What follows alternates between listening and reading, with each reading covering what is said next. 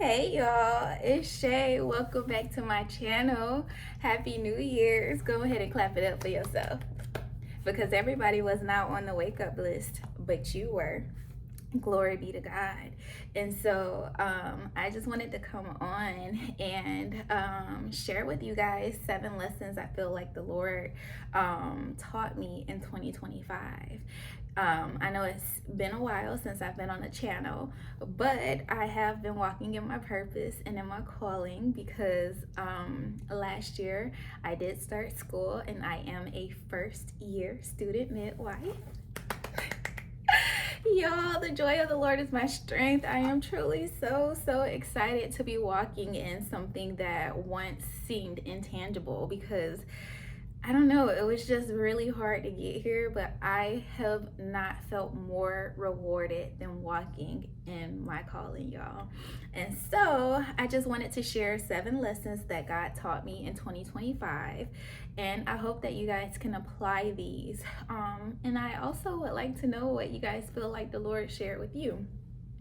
So, the first lesson was that His provision is always there when you are in alignment with His purpose. Let me repeat that. His provision is always there when you are in alignment with His purpose.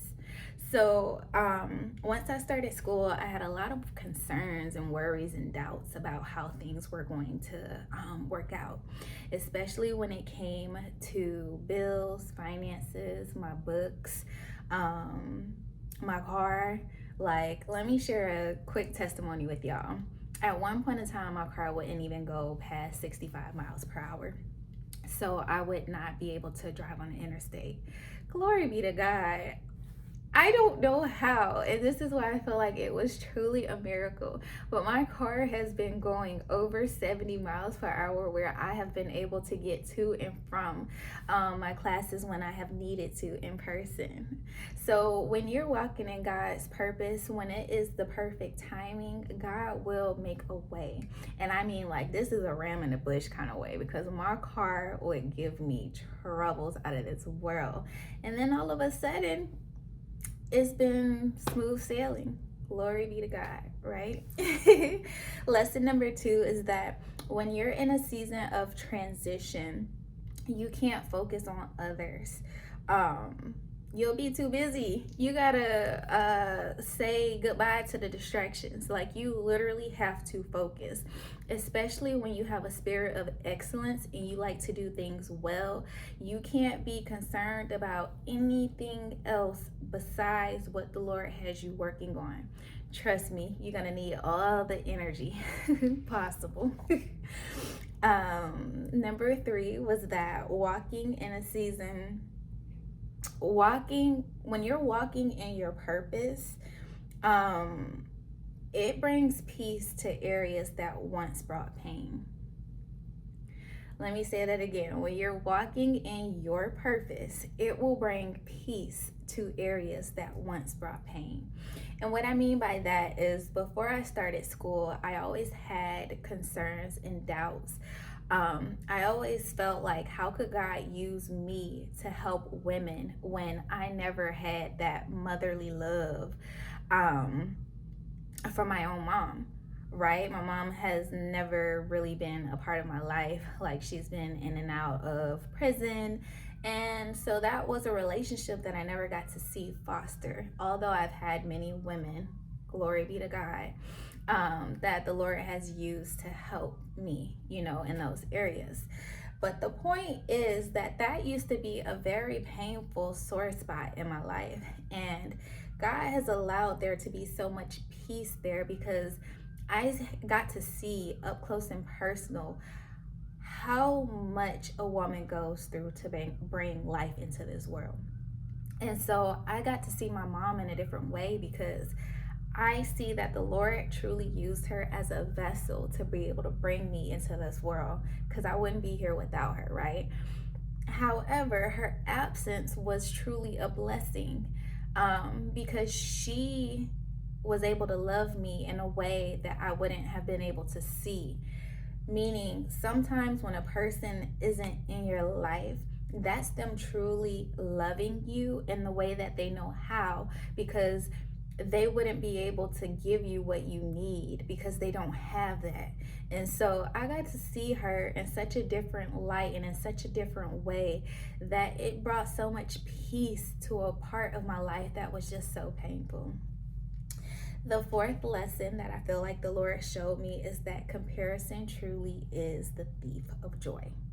You do not need to compare yourself to where you are and where anyone else is, because the Lord that we serve, his plans truly are to prosper you, and he truly has divinely orchestrated everything in your life to happen the way it's supposed to happen, when it's supposed to happen, and how it is supposed to happen. Okay.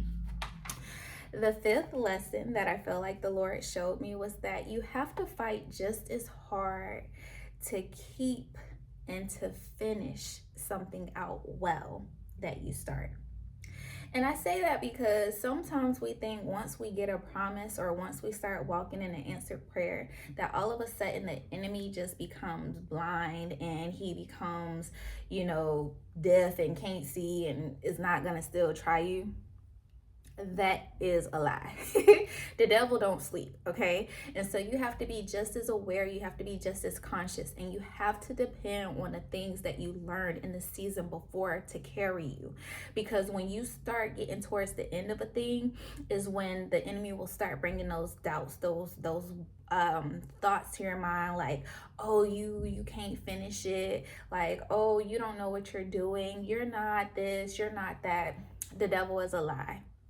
The Lord knew that you were the one for the job before he even called you to it. And so finish it well. Finish it well. Whatever you start, finish it well. For me, that looked like finishing my first semester with 5 A's and 3 B's after a 7-year school hiatus. Oh, glory be to God, because it wasn't me.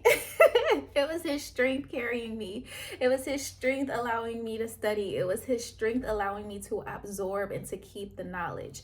And so just remember, you're going to have to finish just as well as anything that you start, okay?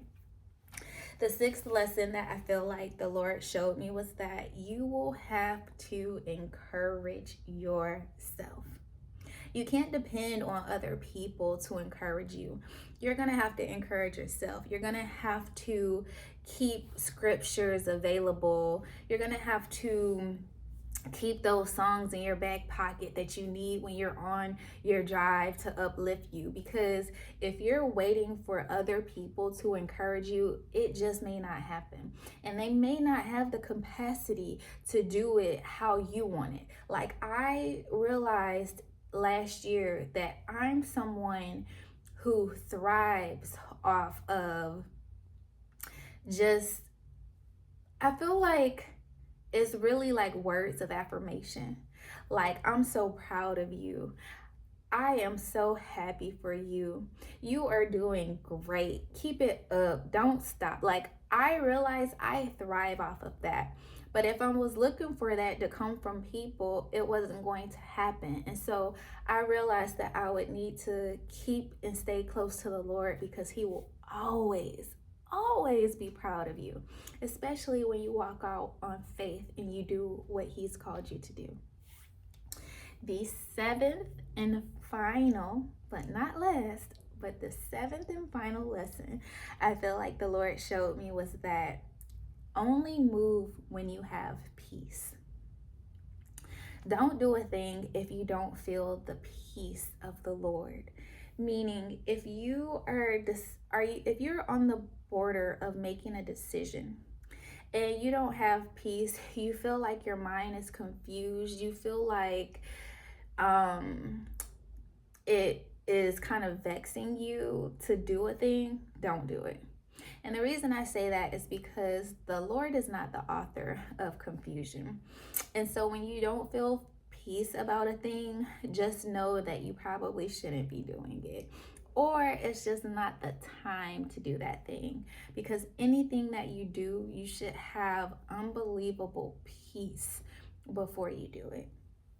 And so those are the 7 lessons I feel like the Lord showed me in 2025. And I just really wanted to get on here and encourage someone. And I hope that you guys were able to learn some of these lessons as well. And so, what I'd like is for you guys to now go ahead and leave a comment of a lesson that you feel like the Lord showed you in 2025. Because remember, we're in a new year. And so we're going to have higher expectations. We're going to go from glory to glory with the Lord. And so it's always a good thing to reflect back on things, so that you can kind of gauge where you want to come. I love you, love you, love you guys with the love of the Lord. And I pray that this blesses whoever comes across this video. Bye.